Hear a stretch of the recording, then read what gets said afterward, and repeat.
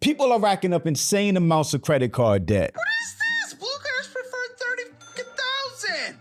30,000. Yeah, so that's the credit card. I had like $50,000 in credit card debt. I am currently, as of this morning, have $55,399 of credit card debt. Look, a lot of people are struggling right now and falling deeper into debt, especially right now where everything in this economy keeps getting more and more expensive. And credit card debt sucks. It's the most expensive and some of the worst kind of debt to have and the hardest to get out of, which is why delinquency rates are up across the country. And if you're in credit card debt right now, some of these clips that we're about to watch should make you want to get out of it ASAP. But I'm Jew. Welcome to the channel. Please like and share the video. Don't forget to sub. Now, let's get into it. So let's talk about my credit card debt so you feel better about your finances.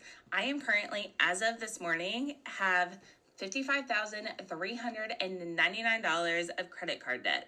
And that is across 7 different credit cards. $55,000 in credit card debt just sounds so stressful. That's just below the average salary in the US of $66,000. But that debt being spread out across 7 different cards, I'm sure it just kind of crept up on her and accumulated sneakily over time, but still, yikes. This one right here, this is actually a balance transfer from Citi Cards, and this currently has $2,070 on it. Be the first one I actually pay off because this zero balance actually ends in June of this year. So that will be a priority as of right now. So number 2 is actually a care credit through Symphony Bank.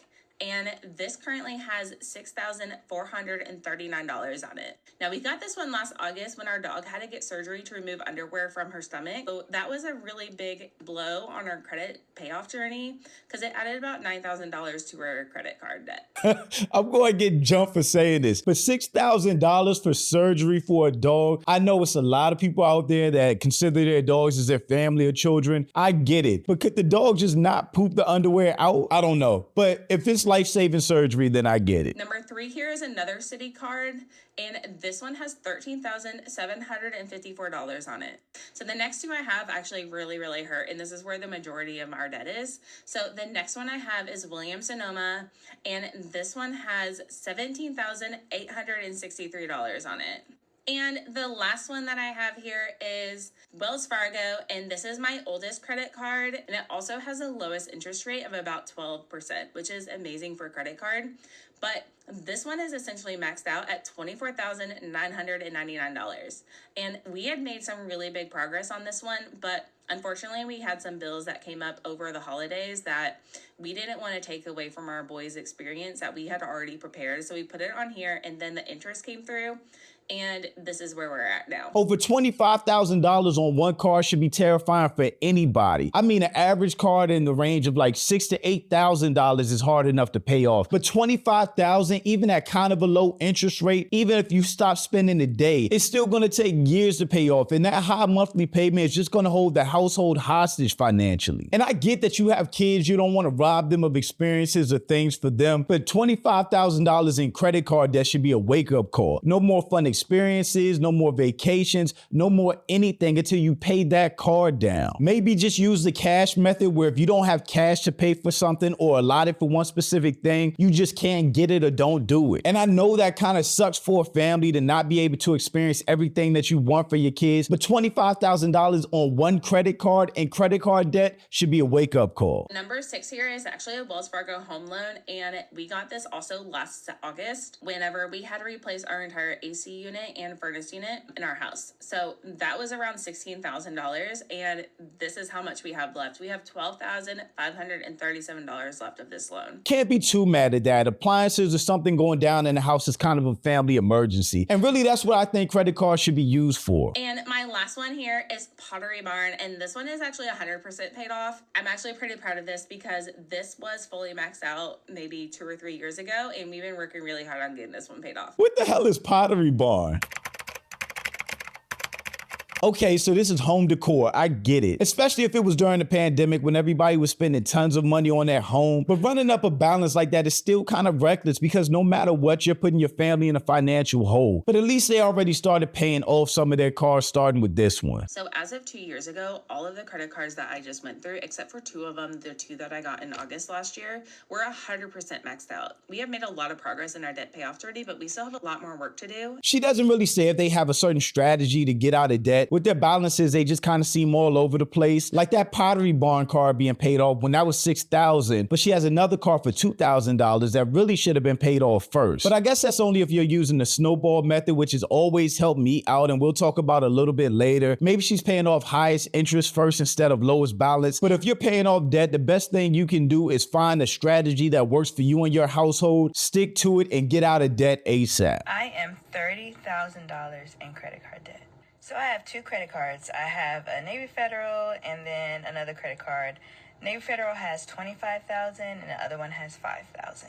Again, running up a $25,000 balance just seems OD crazy to me. Once you pass like the $12,000, $15,000 mark, your spidey senses should be tingling like you're in danger territory now. I feel like $10,000 and below on credit cards, even though that's still a lot of money, is like in range where a normal person can pay it off. Getting to debt in that amount just is not easy to pay off, even if you make a lot of money. I mean, the average credit card debt in America is $6,000. So on one card, she's basically 4x in that. But I don't know, maybe she had a family emergency, car issues, household appliances went down, something to account for $25,000 on one credit card. I racked up all of this debt from shopping, not telling myself no, not having discipline, all that horrible stuff. Putting your family into life-altering debt just because you have an online spending habit sucks. So really, you're hurting your family more than you even know it because you just can't afford to do things. Baby, when I tell you, if I saw something on the website, because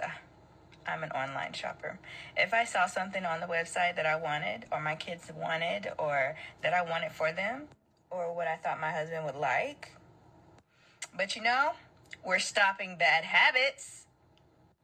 And we're getting out of credit card debt. At least she only has 2 credit cards and 2 payments. So if she stops spending right now, burns her credit cards, hides them something, puts them away, and starts paying down that lowest balance first, she should have a lot of momentum going into paying down that $25,000 credit card, where she can roll over whatever she was using for the smaller balance one and just start putting it on the bigger balance. So if anybody has any suggestions about how I can quickly pay those off, let me know in the comments. For me, being in debt is a nightmare. It causes anxiety. You can't sleep at night. You're always stressing about money and how to get out of debt all the time. It's just a bad experience. And if you're putting yourself in that position just because you can't control your online spending and you're buying pointless stuff, it just makes the whole situation worse. You really have to get self-control first, put the cards away, and then find a plan to get out of debt. We had, leaving Alabama State, $3,300 in student loans. So I was fortunate. But I had another like 25 in my master's, but I had like $50,000 in credit card debt. I don't even know how you get up to $50,000 in credit card limits in your early 20s as a college student. I would just assume based on a short credit history, you wouldn't get approved for that many cards in that short of a period of time with high enough balance to rack up that much debt. I got into credit cards at like 18. What was you doing? Yeah. Wait, it's normally the other way around. Yeah, It's normally like people have student loan debt, but I got my first credit card when I was 18 too. On my birthday, my grandmother took me to Bank of America, opened my first checking account, and they gave me my first credit card, I think with the $1,000 limit. Worst mistake ever. I kept that card maxed out all the way through college, and they kept increasing my limit, which kept me in debt, but it wasn't no damn $50,000. I have like 25 credit cards. You I was got living two off a credit credit cards. card. Yeah. 25 credit cards? We're not look at it. I also had like a mental health crisis. I shared with y'all some personal things before we got this. I think I was like masking things. I also was being like the Superman in my family. A lot of us are first generation college students. They think we rich as college graduates. I was feeding into that, too, like helping my mom, sending stuff home, or when Christmas come around, getting everybody gifts. I was raised by 3 different people, my grandma, my aunt, and my mom a little bit. So myself on the side of the road, and I couldn't afford to put gas in my car. Been there. And so it was that weekend where I was like, yo, I need to really work on my finances. I was like, if I could just remove all my debt, then I would have more time, more money, more mental space, more capacity to do things that I truly love. So that was like my vision. I ended up eliminating about 25,000 after my first year. And a lot of people are like, what are you doing? I'm like, I'm not going to brunch no more. Like, stop inviting me to places. You know, it was like, I was just very conscious. I stopped using my credit cards. I would do the cash method, things like that. That's the biggest thing for me. If you can shake debt, it feels like you get back your freedom. The money that you work so hard for will finally be yours without immediately going to a credit card payment to pay for something that you bought a year ago that you're not even using anymore. You just feel better when you're debt free. Less stress, less anxiety, you sleep better at night, and you can take advantage of opportunities or experiences that you really wouldn't be able to if you were still struggling with debt. But in all those clips talking about debt, people are also talking about getting out of debt, and there are a bunch of methods to do so. For me, what's always worked best for me is just the momentum of the snowball method, which I learned about and used to get out of debt and increase my credit score multiple times before I even knew it was a Dave Ramsey thing. The debt snowball. You list your debts smallest to largest. You pay minimum payments on everything but the little one. You attack the little one with a vengeance. Scorched earth lifestyle.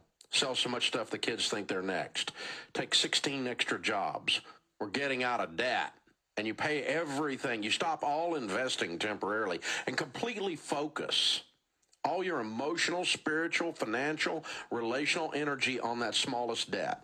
Everything goes on that. When that one's gone, you take the payment that used to be there and any other money we can squeeze out of our budget and we throw it at number 2. And when that one's gone, we take the payments from 1 and 2. The snowball rolls over again. It picks up more snow and you attack number 3.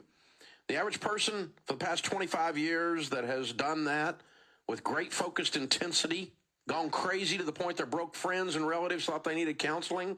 They shaved their head. They drank the Kool-Aid. They get out of debt in about 18 to 24 months.